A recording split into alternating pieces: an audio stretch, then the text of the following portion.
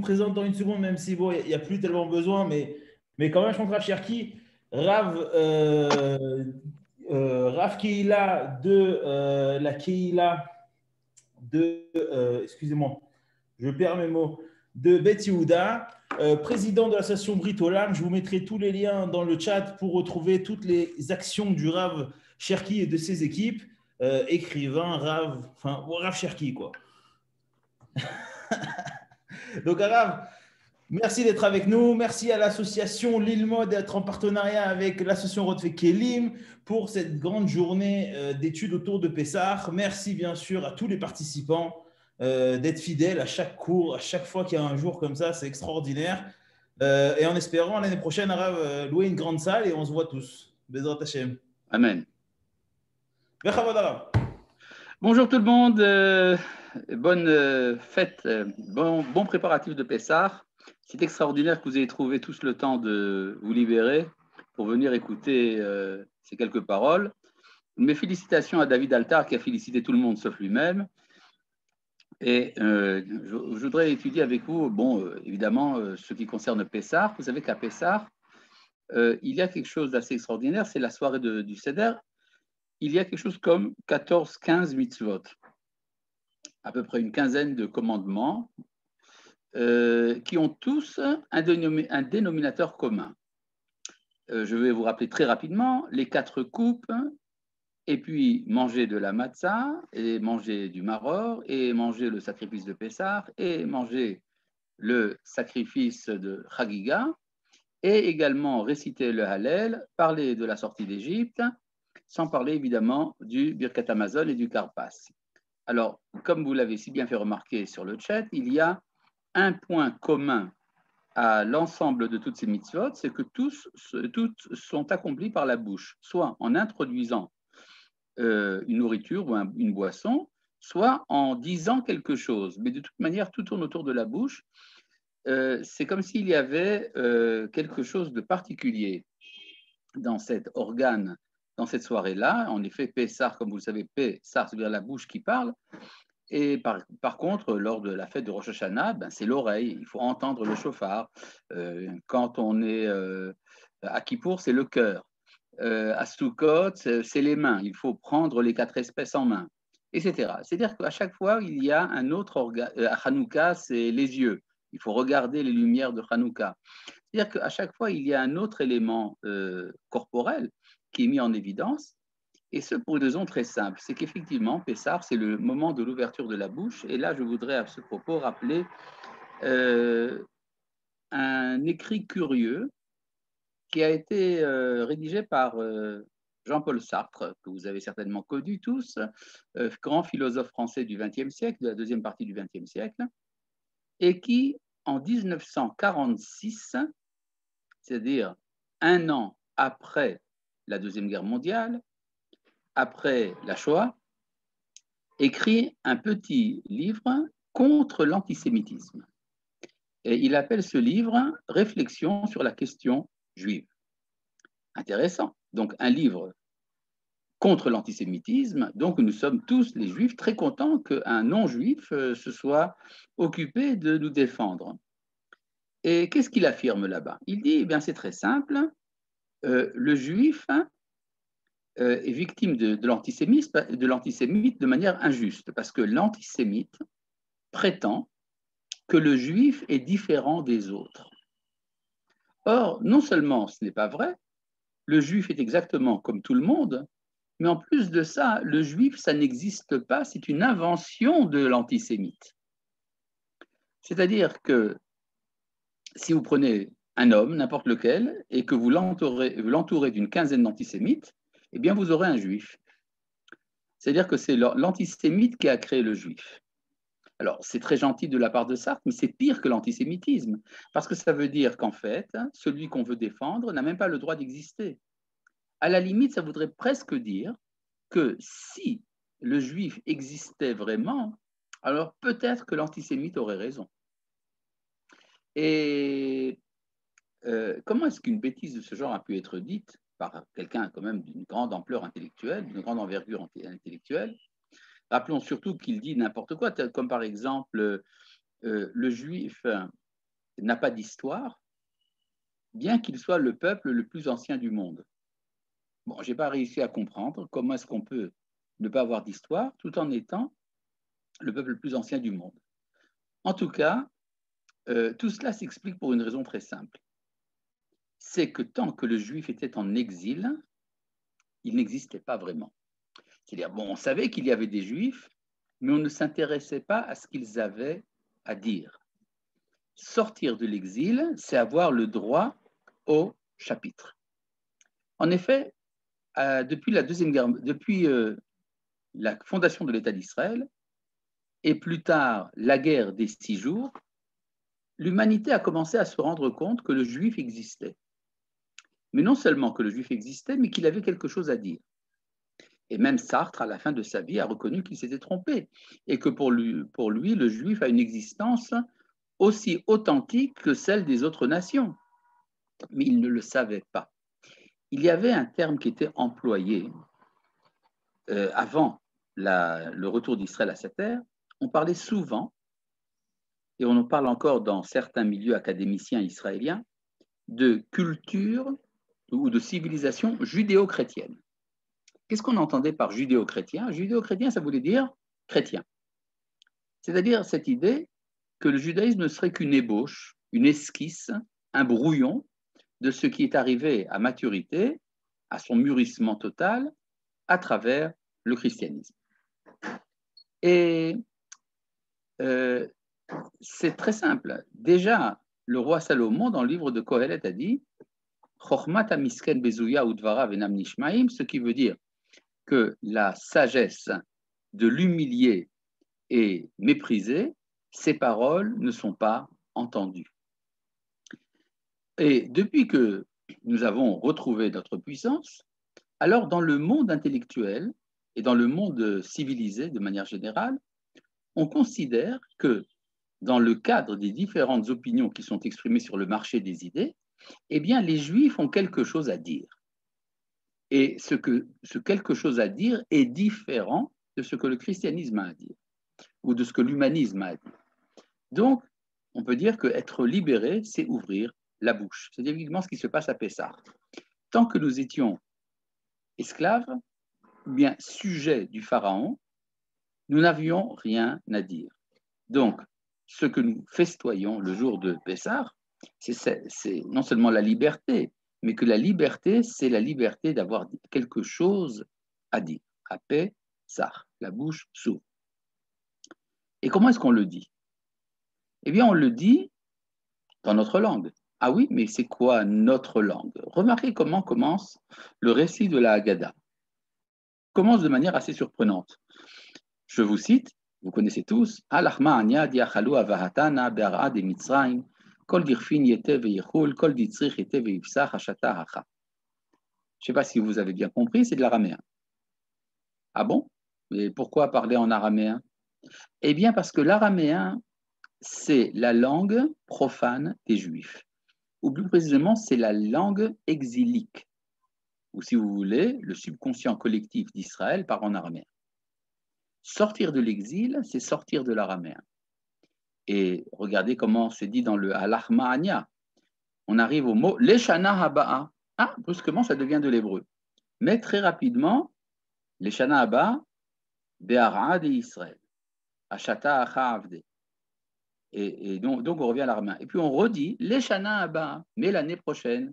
C'est-à-dire que l'espérance de l'année prochaine, c'est parler l'hébreu. Et puis après, on passe à Manishtana, tout est en hébreu.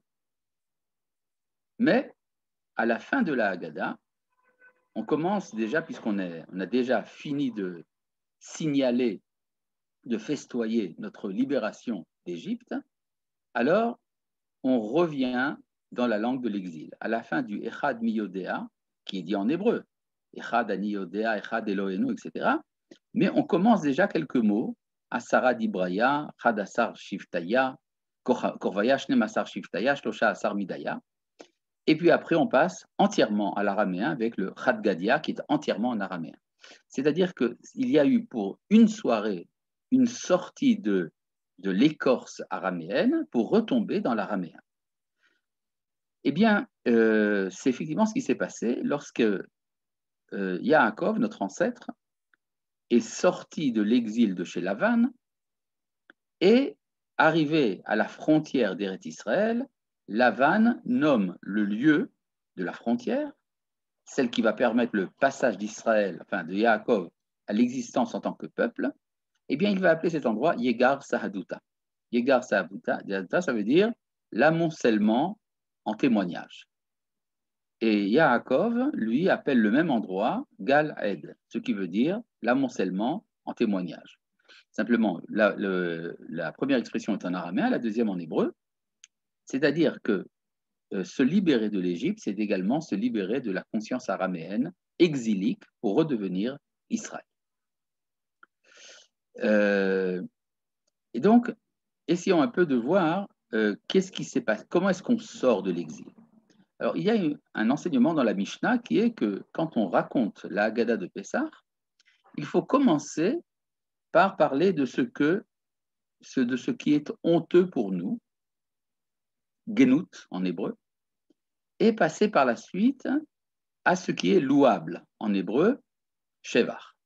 C'est-à-dire, il faut passer donc de la honte au louable et pour mettre en valeur la grandeur de l'événement. Mais le problème est de savoir qu'est-ce que c'est exactement que la honte, et à partir de là, on peut comprendre quelle est la louange. Alors, nous avons dans le Talmud deux opinions. La première opinion dit que la honte, c'est d'avoir été esclave.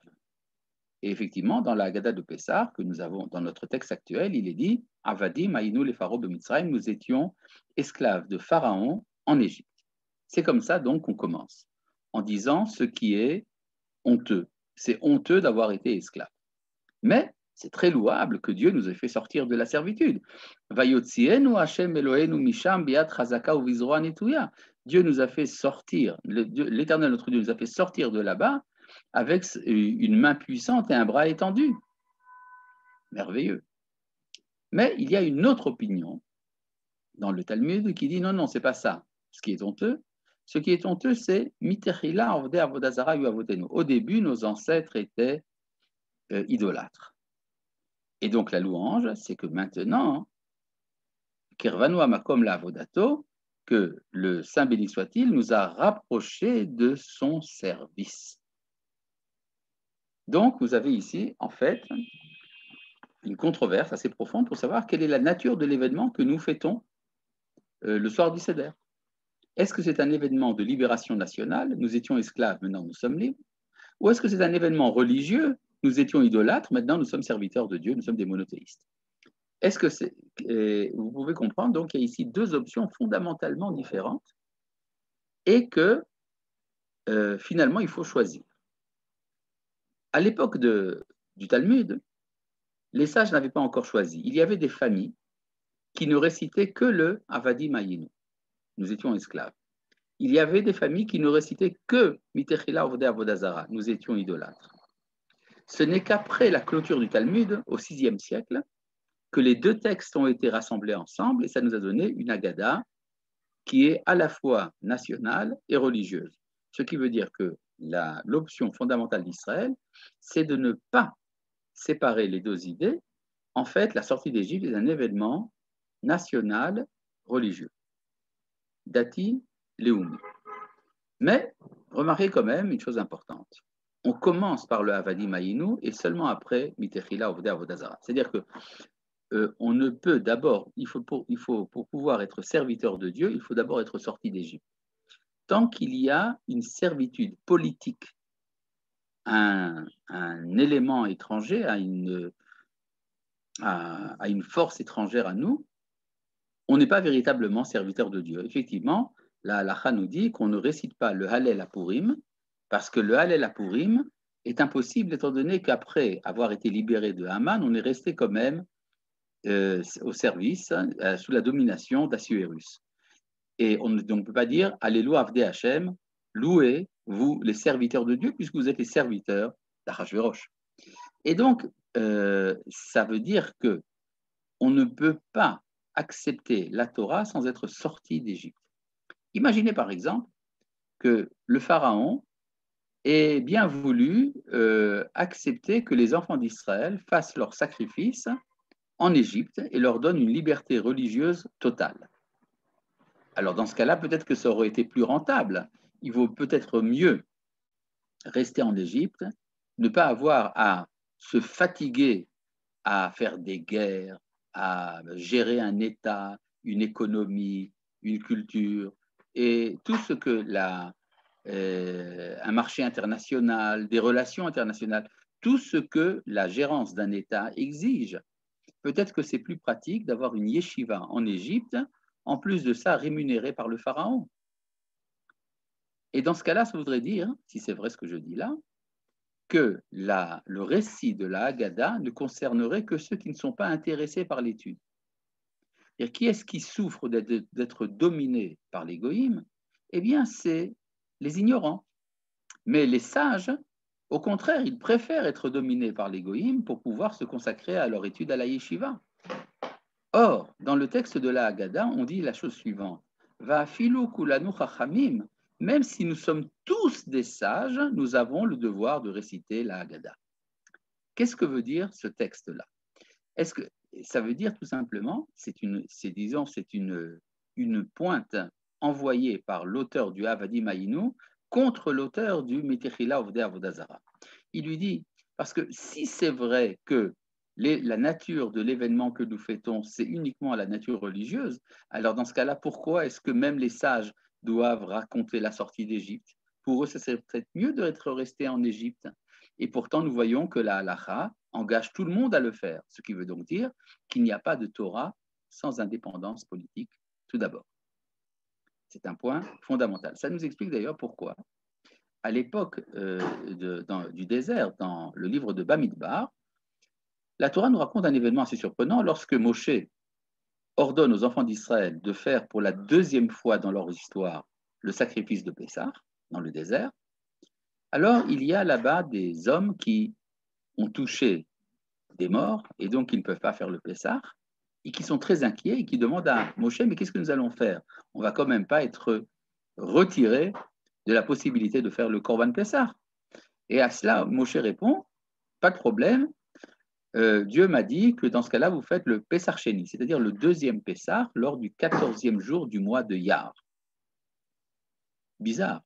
A priori, on pourrait très bien dire, si vous n'avez pas pu faire le Pessah cette année, ce n'est pas grave, vous le ferez l'année prochaine. Pourquoi inventer un nouveau Pessah alors qu'on peut très bien se baser sur le grand principe de la halakha, que quelqu'un qui est contraint par les circonstances à ne pas faire une mitzvah en est dispensé. En fait, je comprends ça tout à fait autrement. Ces hommes qui avaient été impurs et donc qui ne pouvaient pas faire le Korban Pessah, qui ne pouvaient pas faire le sacrifice pascal, savaient très bien que 50 jours plus tard, il y aurait la fête de Shavuot qui commémore le don de la Torah. Ils étaient inquiets parce que quand on arrive à la fête de Shavuot, c'est qu'on reçoit à nouveau la Torah. Quand on arrive à la fête de Pessah, c'est qu'on sort à nouveau d'Égypte. Ils savaient très bien qu'on ne pouvait pas recevoir la Torah sans être sorti d'Égypte d'abord. Il n'y a pas de Shavuot sans Pessah préalable. En d'autres termes, il n'y a pas de Torah sans indépendance politique. Et ils étaient inquiets parce que sinon, ça voudrait dire qu'ils auraient reçu la Torah sans passer par l'identité nationale. Et d'une certaine manière, ça ressemble un peu au christianisme. Le christianisme a été l'acceptation par les nations de la Torah sans s'identifier à l'identité nationale d'Israël. Donc, ça concerne donc la nature de la fête de Pessah, qui est l'ouverture de la bouche pour avoir le droit de dire quelque chose. Et ça passe par l'araméen. Maintenant, essayons de comprendre un peu plus comment est-ce qu'on sort d'Égypte et qui c'est qui est concerné en premier lieu par cet événement. Alors, vous savez que la Torah nous raconte qu'il y a eu 10 plaies pour sortir d'Égypte, les 10 plaies d'Égypte. Et là, se pose la question de savoir à qui sont destinées les plaies en question. Nous les rappelons dans la Haggadah, mais il faut savoir pourquoi est-ce que ces plaies ont été lancées. Eh bien, si on se base sur le texte de la Torah, selon un grand principe que j'ai reçu de mon maître Manitou, qui est que pour savoir ce que dit la Torah, il faut lire la Torah.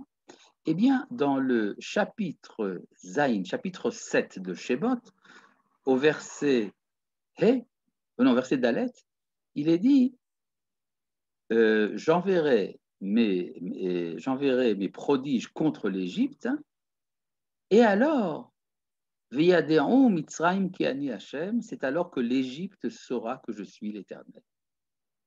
C'est-à-dire que les plaies d'Égypte ne sont pas destinées à Israël, ce n'est pas une révélation de Dieu à Israël, c'est une révélation à l'Égypte. Alors, quand est-ce que vient la révélation à Israël? Elle vient au mont Sinaï. C'est beaucoup plus tard, 50 jours après la sortie d'Égypte, les enfants d'Israël reçoivent une révélation. Et qu'est-ce qu'il leur dit, le bon Dieu? Il leur dit, eh bien, il faut que vous sachiez que c'est moi qui t'a fait sortir d'Égypte. Jusqu'à présent, on ne le savait pas. Jusqu'à présent, les enfants d'Israël sortent d'Égypte, ils ne savent pas très bien quelle est l'identité du Dieu qui les a fait sortir d'Égypte. À la limite, ils peuvent se dire que c'est Moïse qui les a fait sortir, que c'est le Pharaon qui les a fait sortir. Et là, au mont Sinaï, Dieu dit non, c'est moi. Mais alors à qui Dieu s'est-il révélé auparavant? À l'Égypte. Si j'essaye donc de faire un résumé historique depuis la création du monde jusqu'à la mort des premiers-nés, il ressort la chose suivante, que Dieu a créé le monde pour créer l'humanité, et est venu un moment dans l'histoire où Dieu s'est révélé à une nation parmi les nations de l'humanité. C'est quoi cette nation? Eh bien, c'est l'Égypte. Ce n'est que plus tard qu'il y a eu une révélation à Israël. Mais quel est cet honneur de l'Égypte? Eh bien, c'est très simple. La plus grande des civilisations de l'histoire, en tout cas jusqu'à cette époque-là, eh bien, c'est l'Égypte. Ce n'est pas pour rien que c'est de l'Égypte qu'est né Israël.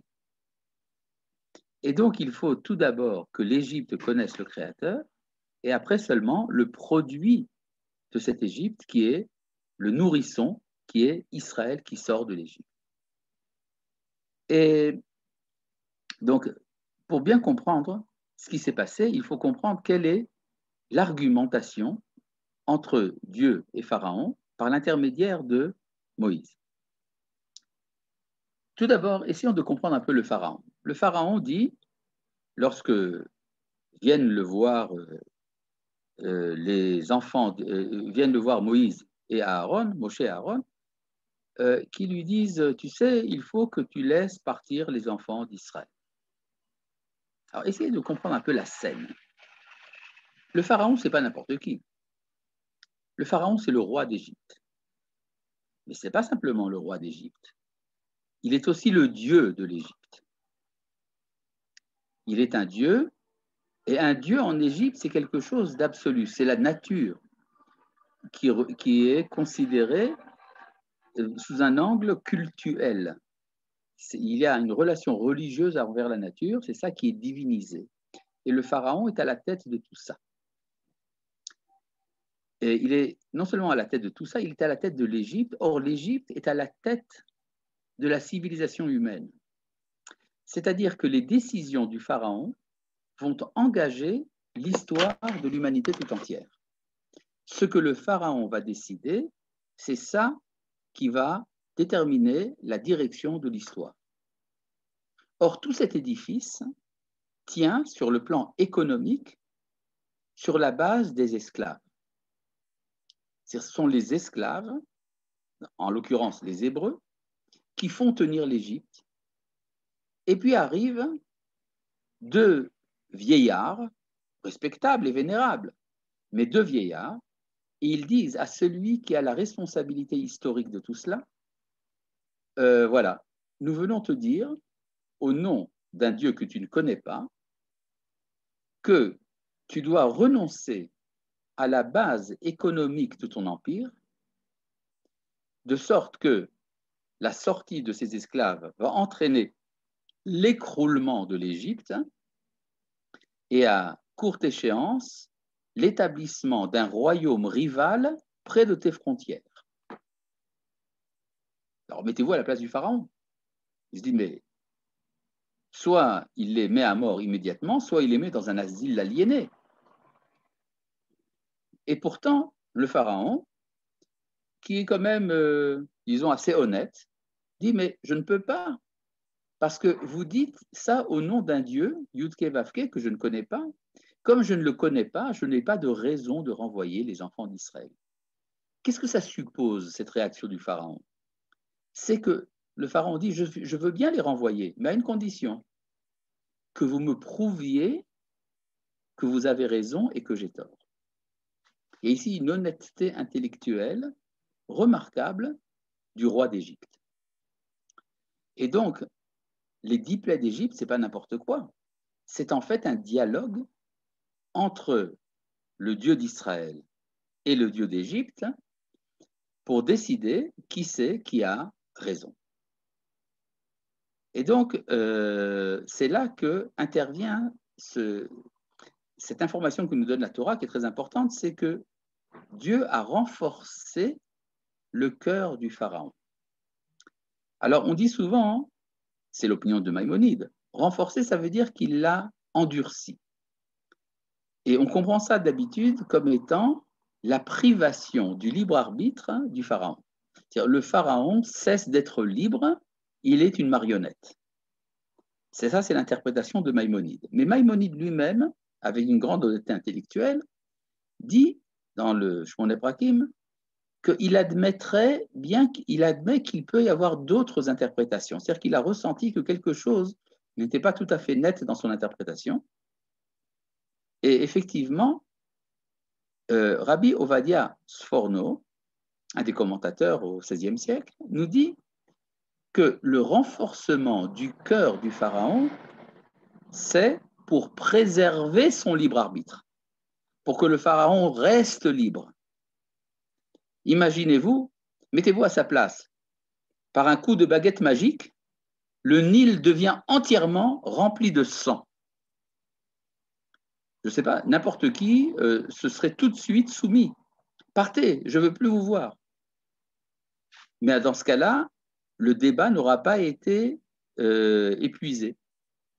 Et donc, il faut renforcer le cœur du pharaon pour qu'il ait la force de tenir face aux plaies et pour que finalement il admette qu'Israël a le droit de sortir. Et alors ça commence comment? Ça commence tout simplement par, on peut imaginer un dialogue entre Moshe et le pharaon, et Moshe lui dit, tu sais, nous devons sortir parce que nous sommes les descendants d'Abraham. Ah bon? Et qui c'est votre Abraham dont vous parlez avec tant d'admiration? Ah bien, Abraham, c'est pas n'importe qui, c'est quelqu'un qui est capable d'aller plus loin que le fleuve. Il surmonte le fleuve. Il est au-dessus de la nature. Ah, intéressant, dit le pharaon. Mais votre Abraham, il était lui capable de surmonter la nature.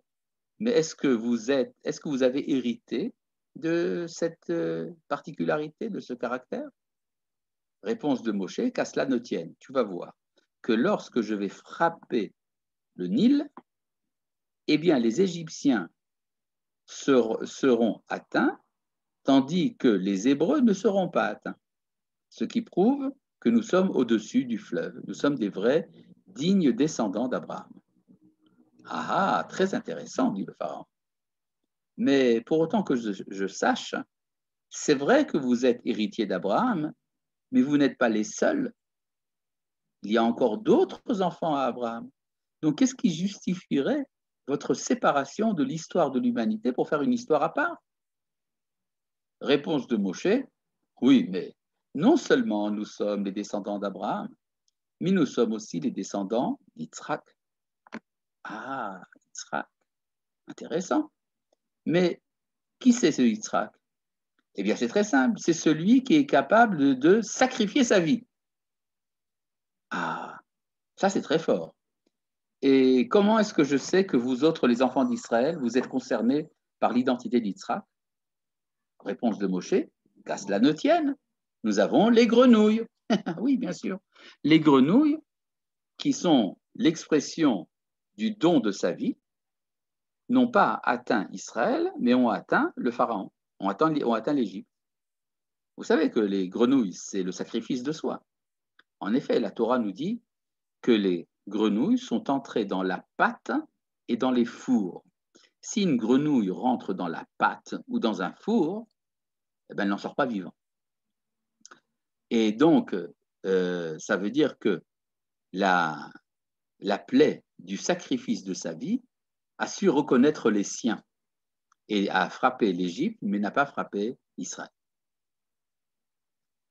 Réponse du pharaon, c'est remarquable, mais pour autant que je sache, Yitzhak avait d'autres enfants. Il avait un certain Ésaü, et cet enfant Ésaü, qui est l'archétype du christianisme, a eu également ses martyrs. Vous savez, la capacité de mourir pour sa foi, c'est quelque chose qui est commun aussi bien aux Hébreux qu'aux martyrs du christianisme. Et donc, il faut pour cela donner une justification supplémentaire. Réponse de Moshe, oui, mais nous sommes aussi les enfants de Yaakov. Ah, et qui c'est ce Yaakov? Eh bien, Yaakov, c'est celui qui est capable d'amener la présence de Dieu sur terre. Ah bon? Vous en avez la preuve? Mais oui, bien sûr, nous avons les poux. Ah, les poux, effectivement. La Torah nous dit que lorsque Moshe a amené la plaie des poux, les magiciens du Pharaon ont dit, là, c'est le doigt de Dieu. Etzba Elohim. C'est-à-dire, et Rachi explique pourquoi, parce que les démons, qui sont les forces maléfiques qui sont au service des magiciens, eh bien, les démons n'ont pas de prise sur un être plus petit qu'un grain d'orge. Or, les poux, c'est plus petit que le grain d'orge. Et donc, ça veut dire que Yaakov Avinu, qui était celui qui était au-dessus des poux, a transmis sa capacité aux enfants d'Israël. Vous savez qu'il y a un midrash qui explique pourquoi est-ce que Yaakov ne voulait pas être enterré en Égypte. Eh bien, il ne voulait pas être enterré en Égypte parce qu'il ne voulait pas que les poux grouillent sous sa momie, comme si c'était important. Ben oui, c'est très important parce que si, il veut justement montrer qu'il est une identité divine, d'où également le danger que sa momie soit divinisée par les Égyptiens. Et donc, c'est après donc, les trois premières plaies, le sang, les grenouilles et les poux, il est clair que les enfants d'Israël sont des enfants d'Abraham, d'Yitzhak et de Yaakov, et donc ils forment une histoire à part. Réponse du pharaon, c'est très joli ce que vous dites, mais il y a également une réalité historique. La réalité historique est qu'à un moment de votre histoire, vous avez décidé de vous mêler à l'Égypte. C'est votre frère Yosef qui vous a mêlé à l'Égypte. Et à partir du moment où vous avez été mêlé à l'Égypte, eh bien, on ne peut plus séparer l'histoire d'Israël de l'histoire de l'Égypte. Comme dirait le pharaon, l'Égypte sans les Juifs, ça ne serait plus l'Égypte. Et donc, vous ne pouvez pas nous arracher une partie de notre histoire culturelle. Nous avons vécu ensemble. Et ça, c'est l'argument donc du mélange. Comment on dit le mélange en hébreu? Harov.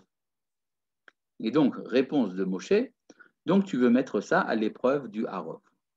Or, la vérité historique, c'est que les enfants d'Israël sont descendus en Égypte, mais pour rester dans le ghetto. C'est le pays de Goshen. Et effectivement, Yosef a inventé un nouveau type d'existence. Comment être chez l'autre sans être chez lui? C'est ce qu'on appelle le ghetto intérieur. Et ça, c'est le pays de Goshen. Or, ce qui se passe lors de la plaie du mélange, la plaie de Harov, qui est un mélange, eh bien, cette plaie ne touche pas le pays de Goshen. Là-bas, le texte est très clair. Je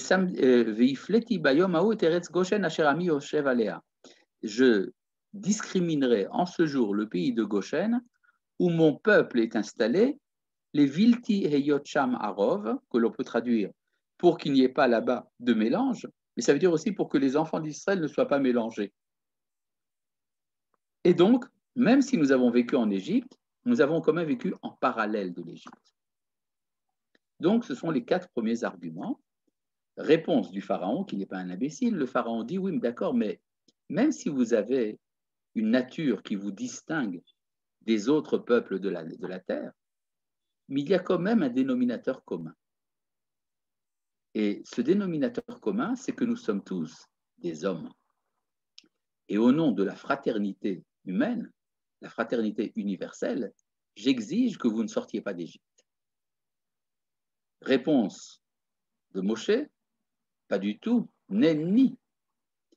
C'est vrai que nous sommes tous des hommes, mais l'humanité dont tu te réclames est en décadence morale.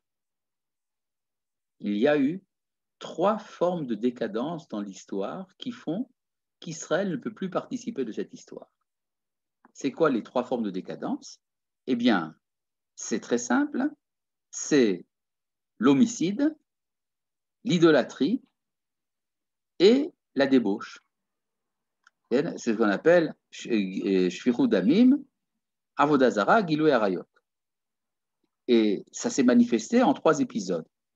L'homicide, le meurtre, c'était la faute de l'humanité lors de la génération du déluge. Et l'idolâtrie, c'était la faute de l'humanité lors de la tour de Babel. Et l'inceste et la débauche, c'était la chute de l'humanité lors de l'épisode de Sodome et Gomorrhe. Et ce sont 3 chutes très graves dont nous sommes évacués. Abraham ayant lutté contre l'idolâtrie, Yitzhak contre l'homicide et Yaakov contre l'inceste. Et donc nous sommes abrités de cela. Réponse du pharaon, amenez la preuve. Eh bien c'est très simple, ça commence par la peste, Dever. Dever en araméen se dit mota. Ne pas confondre avec les glaces italiennes, ça n'a rien à voir, mais mota ça veut dire la mort.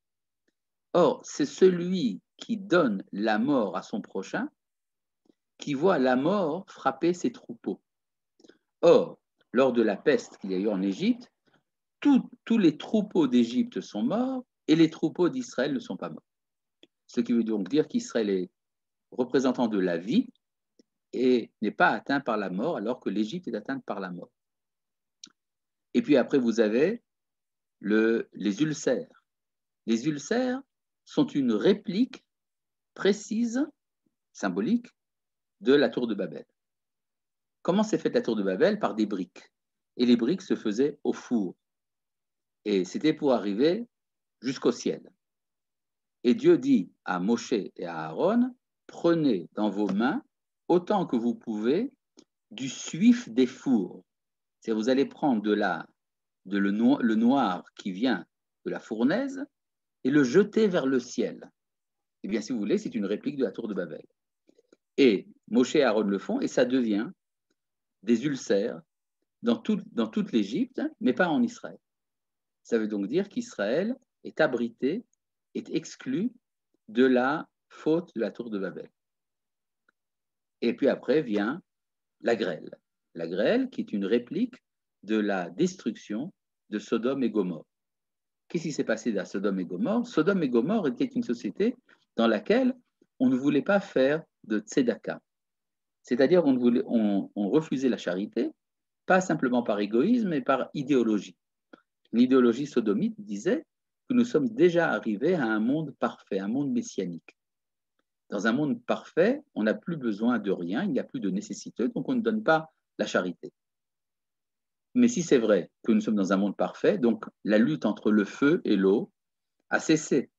Eh bien, l'eau et le feu sont venus sur Sodome et ont détruit Sodome. De même, lors de la grêle, la Torah raconte que la grêle qui est faite d'eau était mélangée à du feu. C'est-à-dire que l'eau et le feu ont fait la paix pour frapper l'Égypte.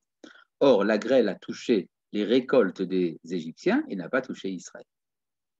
Donc, ça veut dire qu'au niveau moral, non seulement nous avons, sur le plan positif, nous avons l'héritage d'Abraham, Yitzhak et Yaakov, Abraham qui surmonte la nature, Yitzhak qui fait le don de sa vie, et Yaakov qui amène la présence de Dieu, et que nous ne sommes pas mêlés comme au temps de Yosef.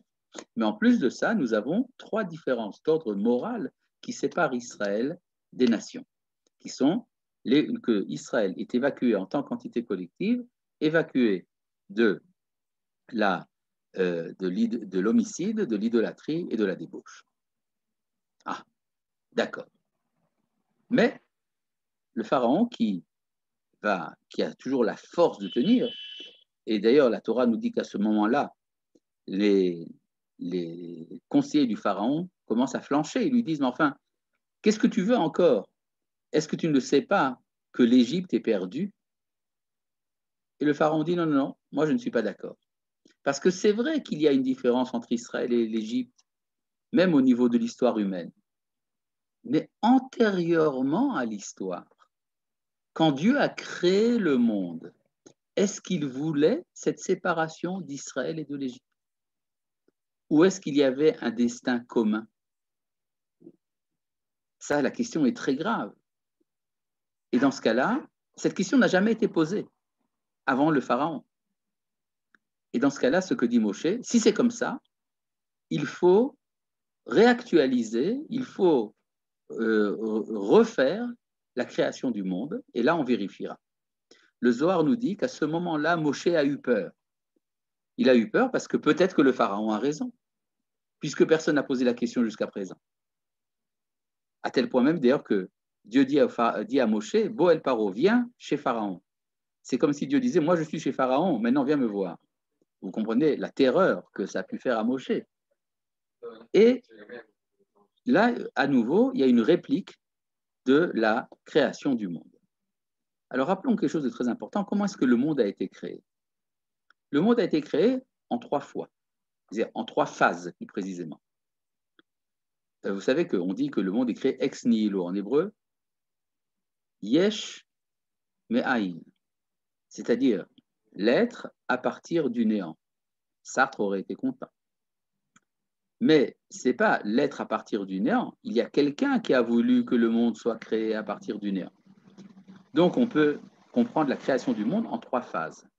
Tout d'abord, en premier lieu, la volonté du Créateur de créer le monde. Deuxièmement, le Créateur a créé le néant.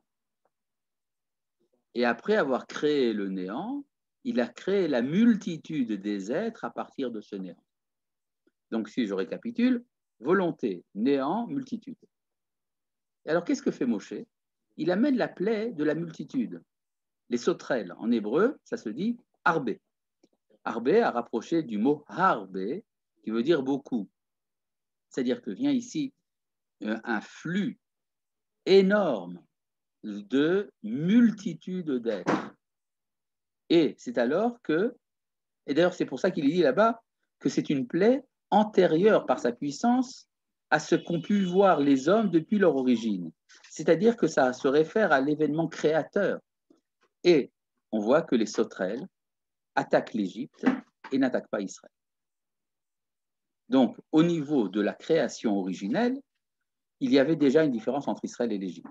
Mais dans le néant, dans le vide total, est-ce qu'il y a une différence entre Israël et l'Égypte? Alors, dit Moshe, si c'est comme ça, il faut revenir à l'obscurité, aux ténèbres de l'origine. Et dans les ténèbres de l'origine, c'est là qu'on voit qu'il y a les ténèbres pour l'Égypte et la lumière pour les enfants d'Israël. Le pharaon se dit, ah non, mais avec moi, ça ne marche pas comme ça. D'accord, même dans le néant, il y a une différence entre Israël et l'Égypte. Mais qui vous dit que dans l'intention du Créateur, lorsqu'il a créé le monde, eh bien, il voulait cette différence? Alors, dit Moshe, dans ce cas-là, il faut revenir à l'origine. Donc, il faut amener le patron.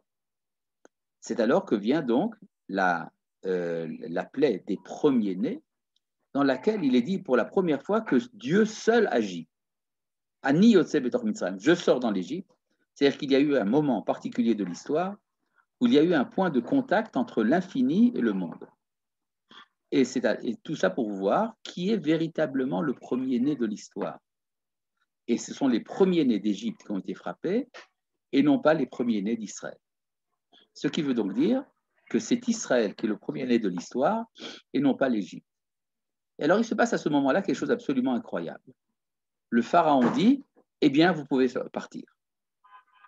Alors que, selon le contrat qu'il y avait entre Dieu et le pharaon, Dieu a dit au pharaon, tu sais, si tu ne renvoies pas mon premier-né, alors je vais tuer ton premier-né. Et le contrat a été réalisé.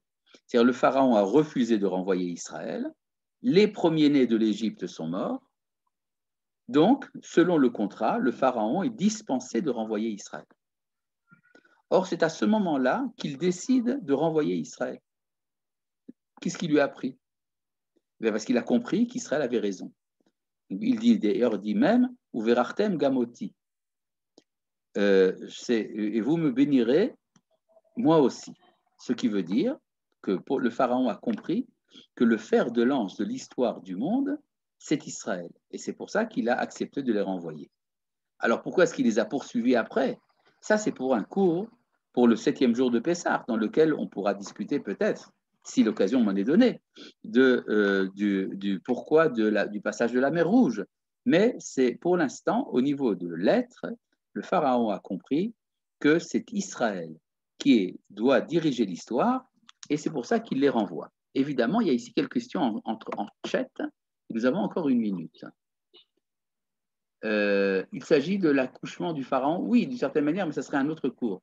Même si c'est aventuré, il est difficile de ne pas voir par son caractère global un certain et inexpliqué le corona comme une forme de plaie ou de dialogue entre Dieu et les nations. Ah, mais c'est très vrai, c'est très très vrai. Mais comme nous sommes arrivés aux extrémités de notre étude, nous ne pourrons pas considérer cela de manière profonde. Voilà, eh bien, bonne fête à tout le monde. Merci à David Altar, merci à Lilmod, merci à Britola, merci à tout le monde. Et à bientôt. Bonne fête.